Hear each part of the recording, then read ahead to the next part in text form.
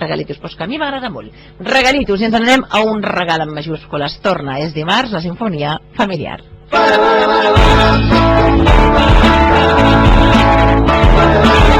Estàs escoltant El Submarí.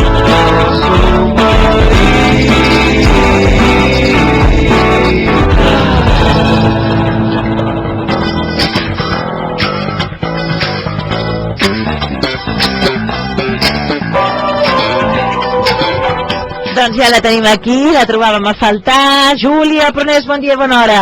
Hola, bon dia. Com ha anat tot plegat? Doncs molt bé, la veritat és que les festes sempre són un moment familiar molt intens. De sinfonia.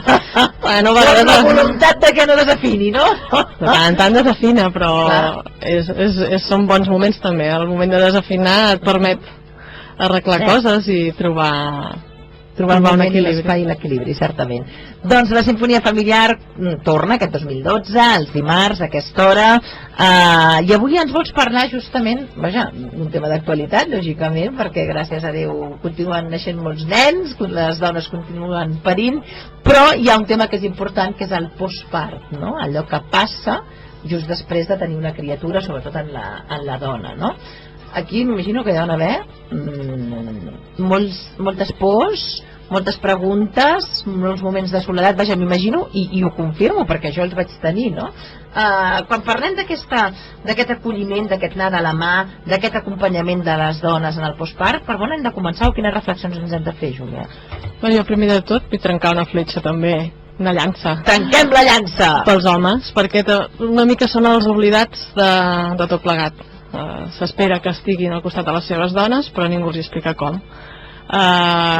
I a més volen, ells també neixen a la seva paternitat i també tenen els seus dubtes, també tenen les seves pors, i això combinat amb les pors i els dubtes de les seves dones és un còctel que demana un acompanyament molt conscient, molt de saber què és el que necessita la dona, què és el que necessita l'home, què és el que necessita la parella, la nova família, quan arriba a casa després de tenir un fill. M'agrada començar així, llançant, com dèiem, o trencant, no?, aquesta llança a favor de l'home, perquè està clar que la paternitat i la maternitat ni es viu de la mateixa manera ni s'entén de la mateixa manera, no pot ser igual a l'hora de viure-la, però sí, que és el que tu dius, que s'ha d'anar a l'hora i veure i estar molt obert i comunicatiu en relació al que et pot oferir l'altre o el que t'ha de demanar l'altre, no? Doncs sí.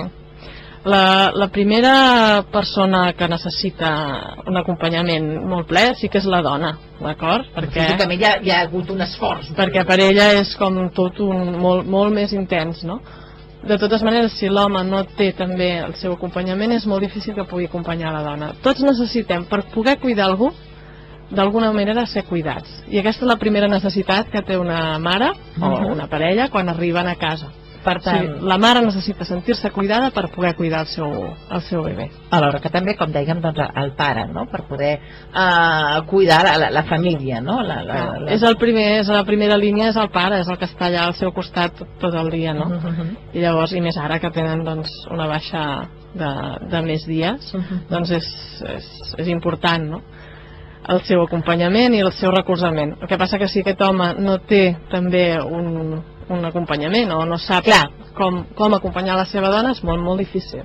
De fet, els homes ho diuen, no?, que a vegades es senten desplaçats, no?, i que incompresos, però que esclar, també és un moment delicat per la dona, hormonalment la dona té molts canvis, arriba, i més quan és el primer, no?, el primer nen, potser és la novetat perquè parteixes del zero, del no coneixement, tot i que cada fill evidentment és una novetat, però se senten moltes vegades, no? Durant l'embaràs tenim moltes expectatives que es trenquen quan neix una criatura, i sí que pensem que, tenim claríssim que quan neix el nostre fill estarem enamorats d'ell i serà tot molt bonic i ens estimarem molt, però no ens imaginem la intensitat amb què això passa. I a més que Laura Goodman, que és una autora argentina que en parla molt bé d'aquests temes, comenta, no?, que hi ha com una fusió, una diada mare-bebè, que són un, no són dos sers separats com ens imaginem que serà, sinó que la mare entra en una mena de fusió amb les emocions del bebè i el bebè amb les emocions de la mare. Això fa sentir el pare a vegades desplaçat, perquè aquesta intensitat, aquest fletxasso, que tampoc seria la paraula correcta. Però també m'agrada molt. I fletxasso m'agrada, encara que no siguin un ens hem normatiu. acostumat amb les paraules aquestes. Sí. Doncs la mare està com tan absorbida pel seu bebè que l'home passa a un segon terme, no? A més, la Laura Gundman parla molt, no? De com estructurem la parella abans de tenir fills, i si la dona s'acostuma a cuidar de l'home emocionalment o a cuidar-lo, que sí, no sé, és delicat parlar d'això perquè es pot malinterpretar, però en el moment que neix una criatura tota la nostra atenció va pel nen. Clar. I el pare es pot sentir desplaçat. Hi ha qui diu que hi ha pares que tenen gelos. Jo sóc una mica, discrepo una mica amb el tema de gelos, perquè els gelos no... Els tenim entesos com una altra cosa, sí, no? I potser m'han sentit més pejoratiu, no? Es queden com descol·locats, es queden com de dir, i ara jo... O abandonats, no? Sí, de dir, i ara jo on quedo, no? També ells es fan unes expectatives, ara tindré un fill, el cuidaré, i se n'adonen, doncs, que neix la criatura, la dona es volca amb el bebè i ells a vegades tampoc saben molt bé quin és el seu lloc fins que no el troben. Els costa també un temps, no? I aquests moments són una mica de disincronia, no? entre l'home i la dona.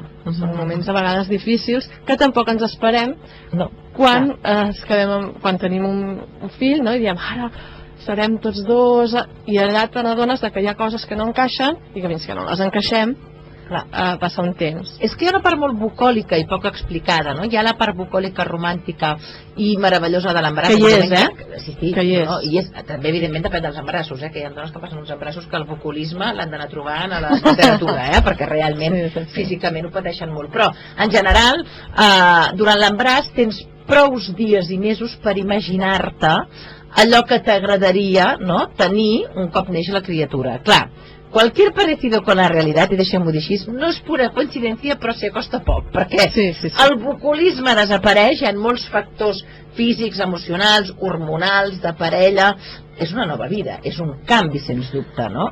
I aquí, aquestes expectatives que ens creem i que són tan fantàstiques, a més la gent, si tens un bon embaràs, et veu estupenda, perquè fas goig com a dona embarassada, van alimentant unes expectatives que llavors, clar, al moment que neix la criatura dius, pues que no dormo, m'ha canviat la vida, no sé qui sóc, he perdut la identitat, i són aquestes pors, no?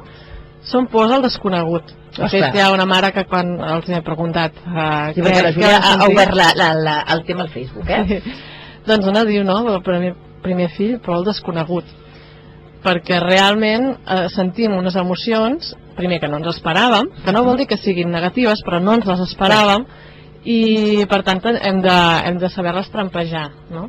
I fa por, perquè és desconegut, és a dir, i ara què passarà, no? I això seria molt més fàcil si els del teu voltant deixessin que tu trobessis a tu mateix, no? I que t'ho posessin fàcil perquè tu trobessis a tu mateix. I en canvi sembla que moltes vegades el que fan és, amb molt bona intenció, donar-te consells sense adonar-se'n que estan jutjant conductes que tens o que no tens, i això et fa sentir culpable. Culpable i et marca molt, no? Que és una altra de les emocions que em trobo moltíssim quan la meva feina és acompanyar a famílies, no? Tant sigui fent de doble diguéssim amb una sola mare o una sola parella, com en els grups de lactància, de criança, de massatge, no? I és una de les emocions que moltes comparteixen, no? La culpabilitat per qualsevol cosa. Si el nen no ha guanyat prou pes, serà que jo faig alguna cosa malament. Si se m'ha angustipat, serà que no l'abrigo prou. Si plora i no acabo de trobar, és que jo... I sempre tenim aquest sentiment de culpabilitat. Perquè si hi ha el benestar entès socialment com ha de ser el benestar autèntic, no? Que aquí també jo discrepo bastant, ens sentim culpables perquè en definitiva la mare agafa el rol de cuidar. De fet és el rol que té la dona, no? Que ningú ens malinterpreti amb el que estem dient ara, però és veritat, la maternitat, el fet de portar una criatura dintre, de parir-la, sí, a més a més li dones el pit, l'alletament, tot això només hi entenen dones, és a dir, això no vol dir que els homes no puguin col·laborar, però hi ha coses que estan fetes només per la dona. Sí, que només les pots fer en aquella etapa, només les pots fer una dona. En altres etapes ja entren altres figures com el pare, com altres familiars, no? sí que poden cuidar-lo en aquesta etapa, sí, pot fer-ho qualsevol, però qui ve preparat per això d'entrada és la dona. Llavors l'home n'ha d'aprendre, i a més l'home ha de cuidar la seva dona, perquè el que hi ha, les funcions que ella ja porta integrades amb el xip que portem genètic, les pugui fer sense sentir-se culpable, sense sentir-se pressionada, sense dubtar del seu instint, del que a ella li sembla que hauria de fer. Passa molt amb d'agafar els nens en braços. És que quan ploro l'he d'agafar en braços, però m'han dit que no l'agafi perquè es mal acostumarà. A què hem de fer cas? A una emoció que surt innata i que la tenim, perquè la nostra espècie és una espècie de portar els bebès en braços. Si els deixéssim, els nens de bebès no es poden desplaçar, no poden destapar-se, no poden abrigar-se, no poden fer absolutament res. Necessiten que algú els transporti amunt i avall, i aquests som nosaltres. Per tant, tenim una emoció que ens assalta quan un nen plora, quan un nen ens fa així amb els braços perquè vol que l'agafem. Si anem en contra d'aquestes emocions bàsiques, ens estem estressant. Molt, no? És que esclar, la maternitat estressa, no? Que seria el títol, a vegades innecessàriament, que és el que dèiem, tot parteix també de la informació, no? Jo ara potser me'n penedeixo de no haver-me informat més, no? Segons què, i per deixar-te portar per certes corrents socials. I de viure-ho sols. Ho vivim soles. És com si ens haguessin dit, tu sola has de poder tot. A part que també hi ha una cosa social, clar, ara dèiem, el rol entre pare o mare, clar, el pare, tot i que la baixa paternal s'ha allargat, ha d'anar a treballar. Qui es queda 4 mesos, que em semblen pocs, però vaja, 4 mesos amb la criatura 24 hores al dia és la mare, a no ser que hi hagi un canvi, que ara es pot fer amb el tema de les baixes, però això vol dir que la mare trenca la seva rutina d'anar a treballar, si és que ho feia, i es dedica només a viure i a respirar amb el seu fill, no? Per tant, això tampoc ajuda en aquest sentit, tot i que no m'estic carregant les baixes per maternitat. Depenent de com les féssim. Fixa't que una altra de les emocions que surt molt amb les dones és que s'han sentit molt soles. Primer, venim d'un embaràs on tothom ens mima, tothom ens mira, tothom ens diu, oi, que maca que estàs, oi, quina panxa més... Tothom té coses boniques per dir-nos i tothom ens cuida, a més a més. Tu seu que estàs embarassada, tu... D'acord? Quan és la criatura això canvia. De cop i volta les atencions van pel bebè. Oi, jo l'agafo, jo el cuido, jo faig. I a tu... I tu què necessites? Passes a ser invisible, tens la sensació aquesta de dir, i jo... Qui em cuida ara a mi? Abans no em cuidava, ja ningú em cuida, tothom vol cuidar el bebè. Això és un dels factors que ens fa sentir una mica soles. I l'altre és que ens ho hem muntat malament. Carai. Ens quedem a casa i hem d'estar a casa cuidant el bebè i no ens movem, anem a passejar, jo amb el meu cotxet i el meu bebè pel carrer. Però no tenim punts de trobada de dones. Aquí és una altra de les coses que els grups que fem de criança, de lactància, de massatge, és igual. Qualsevol grup on hi hagi altres mares amb bebès, i te n'adones que moltes mares, quan els hi he preguntat què et va ajudar, quina persona o on vas trobar l'ajuda que tu necessitaves, algunes em parlen de la mare, d'una amiga, de la parella, i moltes coincideixen en que un grup que havien trobat, de criança o de lactància, perquè hi van anar perquè tenien un problema o un dubte, i llavors allà van trobar tot de mares i es van fer amigues i llavors agafaven i anaven, per què no anem no sé on, i quedaven totes amb els cotxets o amb els polars o les bandoleres i cap allà, i moure't amb altres mares amb bebès, tu estàs amb el teu bebè igualment, tu estàs amb altres adults, i altres adults amb els qui tens alguna cosa que compartir. És que si no et sents molt sola, et tanques i tens ganes d'anar a treballar. Cert. Perquè és on tu ets algú, ets on tu tens un lloc i un rol.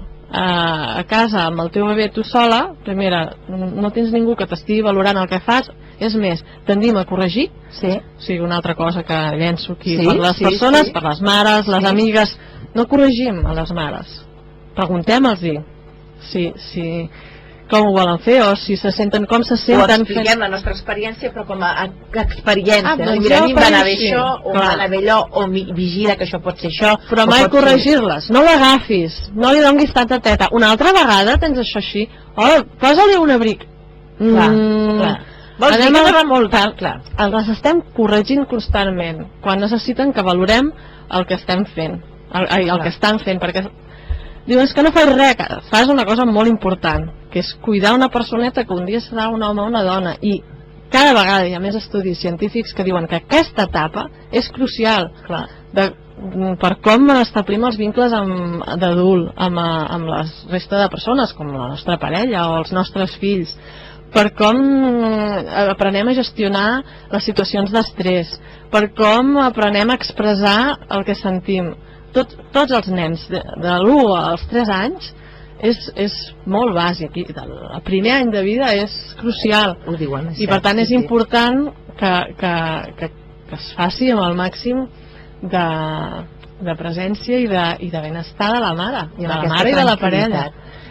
No tenim gaire més temps, però sí que el que vull dir, ara la Júlia ens parlava d'aquests grups de trobada, no? Que és important, si ens esteu escoltant, si teniu ganes d'això, no? De dir, em vull acompanyar per adults també, que han sigut mares o pares, tens aquests grups, ja en vam parlar al seu moment, però em sembla que la setmana que ve comenceu coses i ho informem als oients ja per acabar. Bé, el grup de lactància de la mare organitzem cursos de massatge infantil, i la setmana que ve en comencem un parell.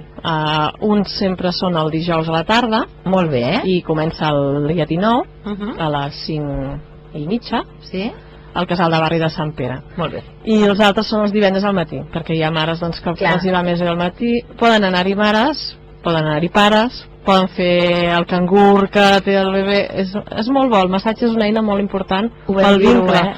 I si tens un cangur que ha de cuidar el bebè i establir-hi un vincle és fantàstic.